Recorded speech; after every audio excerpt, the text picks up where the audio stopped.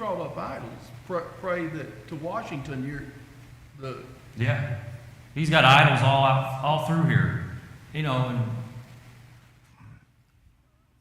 something that I look at is that, and I had this conversation with a good friend of mine that lives in Mississippi. He was here a couple of weeks ago, Brother Dwayne, and he teaches classes for Ford.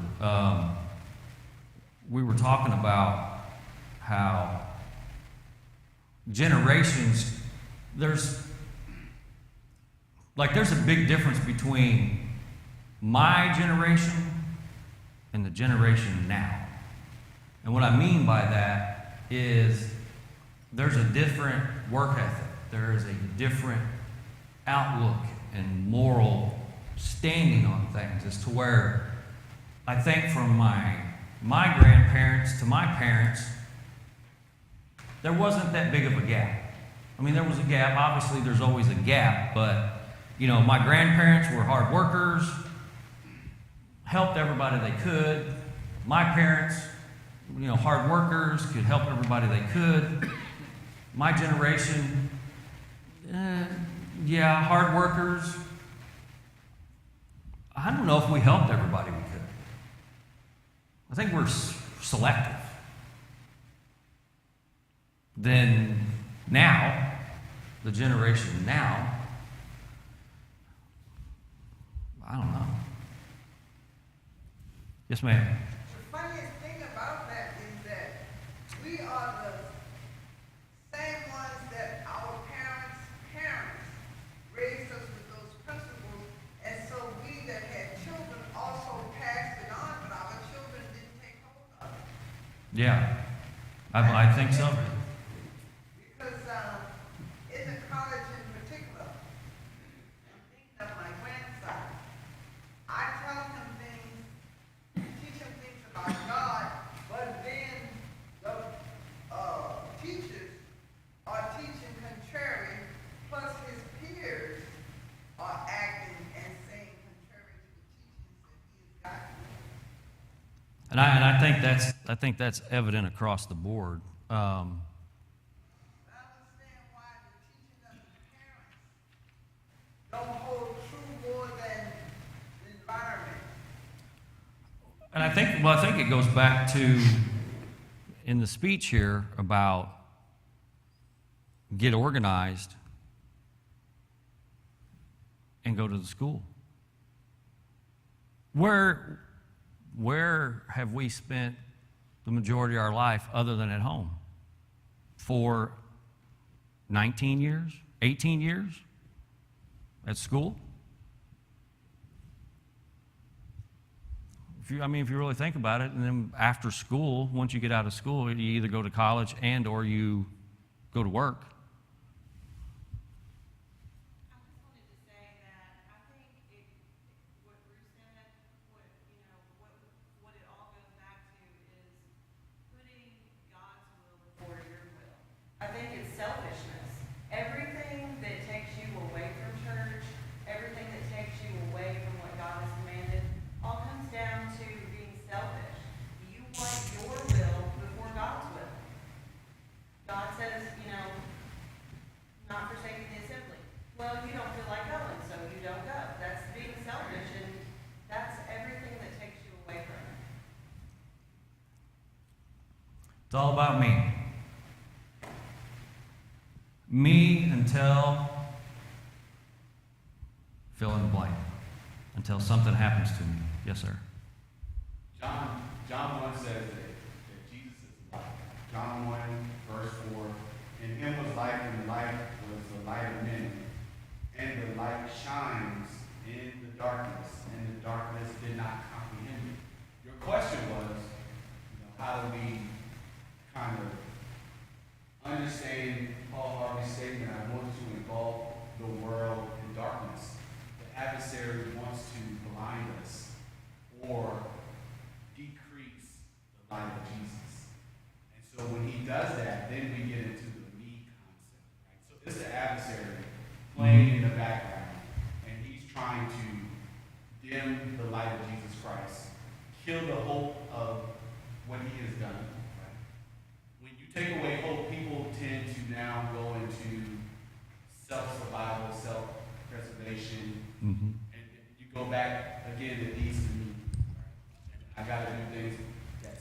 best in my eyes. What's good for me, regardless of how it can impact somebody else. Yeah, because the thing about it is, that's how it should go. Should be family, God and family, not just me. And I think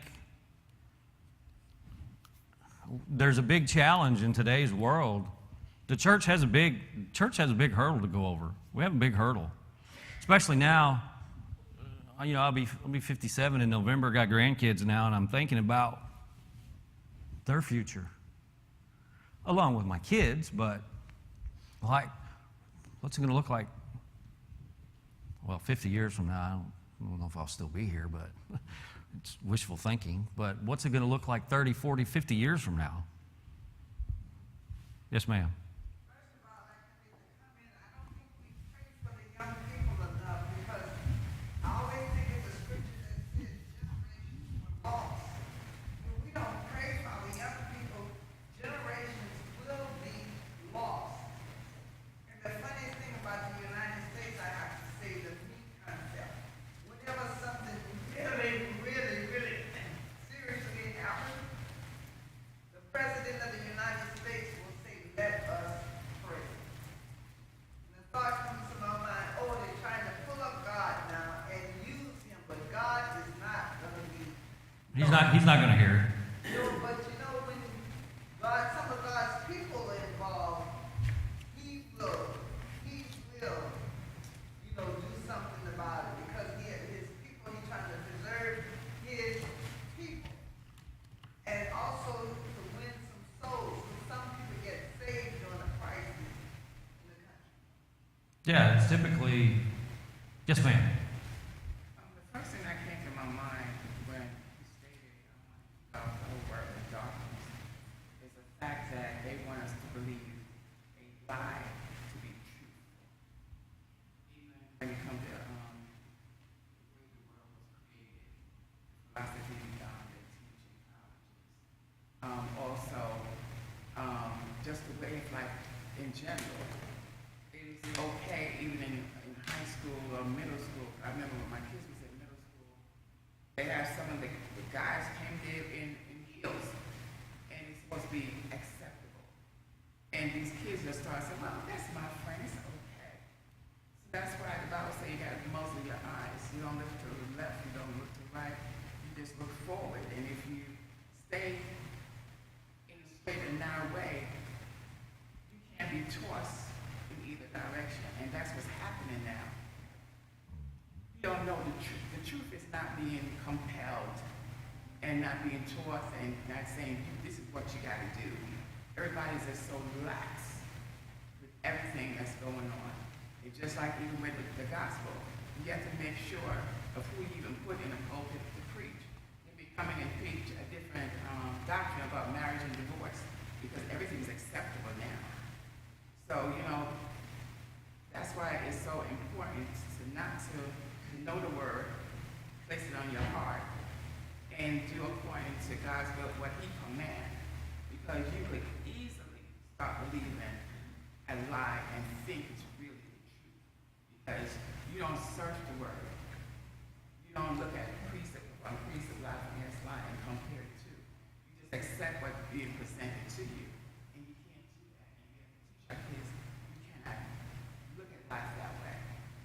Yeah, because in the end, I'm not gonna have to stand in Olivia's spot in front of God, or my kids, or anyone in here. I have to know myself.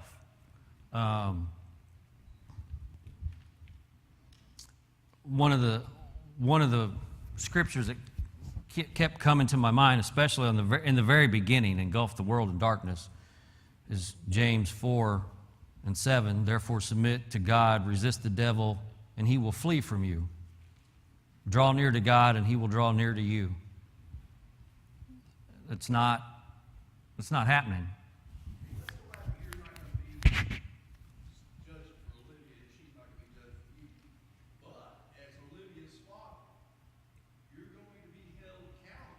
True. Did you bring your child up? True. Were you a responsible parent? True. Okay, and then were you a responsible grandparent? Go back to Deuteronomy. Moses said, teach your children, your children's children, and your children's children's children. Are we as parents, and you're going to be 57 in October, I'm going to be 74 Monday. Have we taught our children Mm-hmm. and our children's children?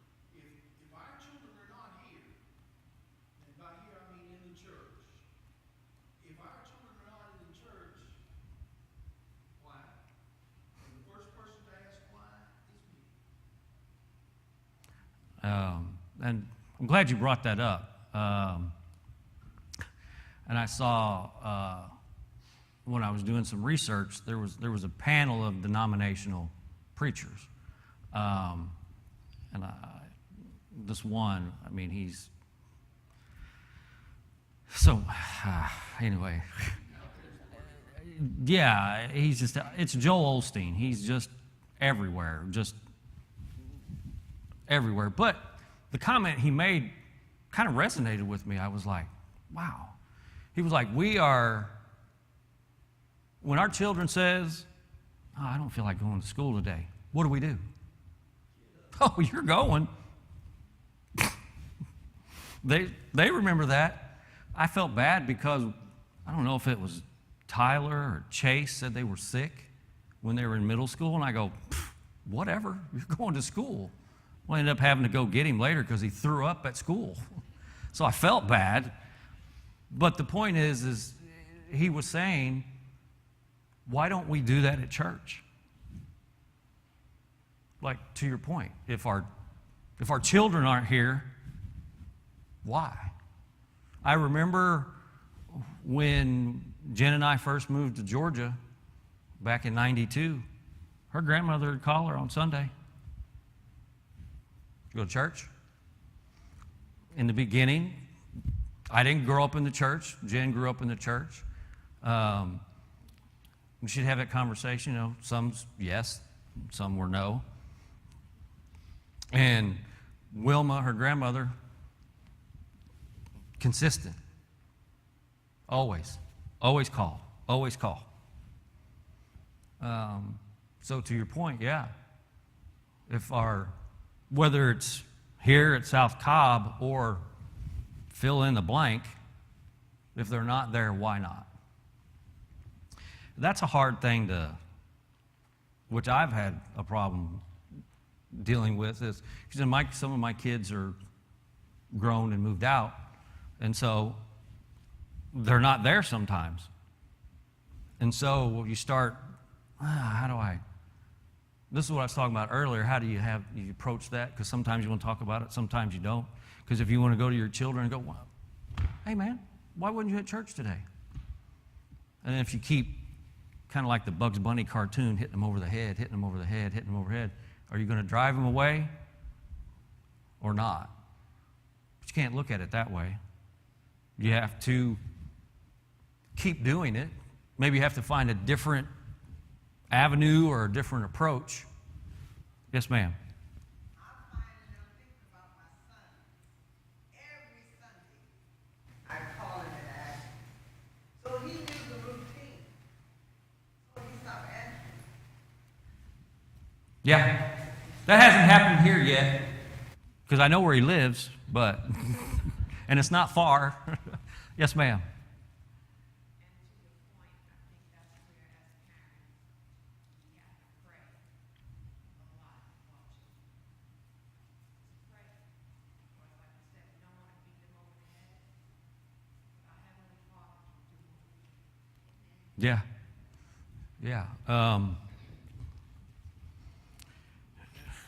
The thing, and looking at this, there's a lot of similarities between America right now, and if you had one guess of what it would relate to in the Old Testament, what city do you think it would relate to in the Old Testament?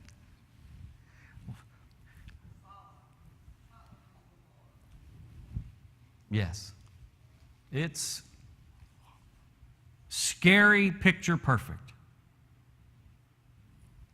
Sodom and Gomorrah was do as you please. Period. Do as you please. And what we're seeing in today's world, especially in America, because we're the pinnacle of everybody that looks. Everybody looks at America for everything. And they're seeing everything that's taking place, and they're saying, well, where is God still in America? He is, and he always will be. But I sometimes wonder myself as he's looking down going, is this a repeat? Like, you have all the information in here, all the history of what happened in the past. Thank the Lord that we aren't under the Old Testament penalties. Because it would be, if there's anything left to burn. We consider ourselves the land of the free, and we have misused the term freedom. And taken it to mean that nobody, nothing, has any control over our actions except us. And that leaves out bondservants to the Lord. It leaves out slaves to the Lord. It leaves out being buried with Christ, raised to walk in newness of life. Because we don't want to submit to anything except us. And unless you're willing to submit to the Lord, you'll not make heaven. Matthew, what is it, 5? Straight is the way, narrow is the gate, broad is the way, wide is the way, is the gate. You're not going to get through the gate unless you submit to the Lord's will. And people wonder, well, you're just being narrow-minded when you say that. No, I'm not. I just read the book, and I believe the book. And I want you to do it too. But unless you believe what the book says and practice it, not just believe it, but practice it, See, that's too much for people today, I think. you're not going to hear. I don't think so. I think there is Moses said, as Joshua said, as David said, as Paul said, as Peter said, as James said, there is a remnant that will make it through the gate. Yeah. It's going to be a logjam because there's going to be a lot of people there that are going to have to be, unfortunately and sadly, pushed to the side because they're not going to have access. Yes, ma'am. I want to say that shows God's mercy, but God's mercy is everlasting. However, there comes a time when all sin has consequences. There's a time when it's time to pay up those consequences. So I think America sometimes thinks they can do whatever they want and not experience those circumstances. Consequences, I think. Negative consequences. Yeah. And it's the speech that he made is really unique in that he put the United States as the place to take over, engulf, instead of the world. Because he could engulf the whole world, but he specifically looked at America. That's his prize. That's the apple that was, or the fruit that was taken from the tree in America. Yes, ma'am.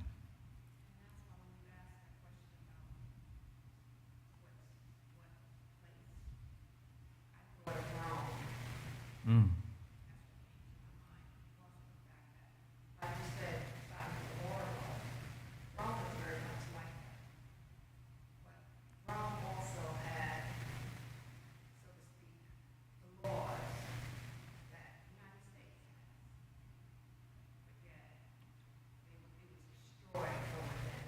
Yeah, and that's exactly what's happening now is we're imploding from within. And I think that somehow we have to rally the troops, per se, in the church. Like, what can we do? What is there? Obviously, it's a big elephant. You got to take small bites out of the elephant. What's some of the things that we can do as a church to start combating these things? It's somewhat overwhelming, and it's not when you start to really sit and think about it, because when I was going through and researching different things like this, it was just, the first time I heard the speech, I had chill bumps. And then every time I play it after that, I still do. Because then I'm thinking about what's taking place now. And this speech was given in a whole other world. Really, if you think about it. The gospel hasn't changed. It's the same through and through. But everything around it has changed dramatically. To a point to where sometimes people scratch their head and go, can it get any worse? Sure it can. But our faith in Christ and studying our Bible, and as I was looking right here in James 4:17, therefore to whom that knows to do good and does not do it, to him it is sin.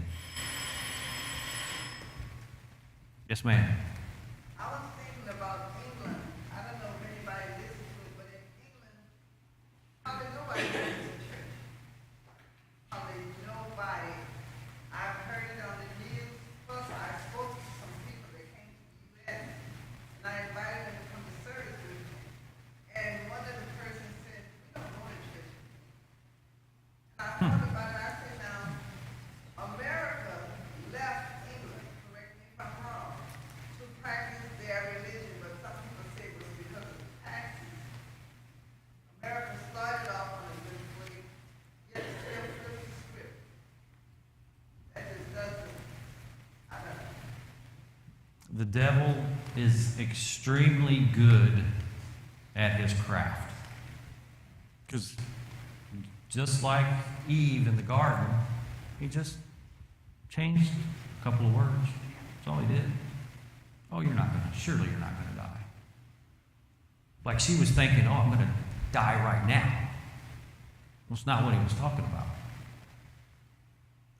It was Spiritual death. exactly. And now you are. And now we are. After that. Did you have something else? No. Well, that's the end of today. Hopefully, I appreciate all the feedback and the comments. I hope it was good. We will start next week on going to the next section of convince that man created God instead of the other way around. And like I said, if you read the speech, there's so much stuff in here that you can just dive into. It's ridiculous. But I appreciate your participation.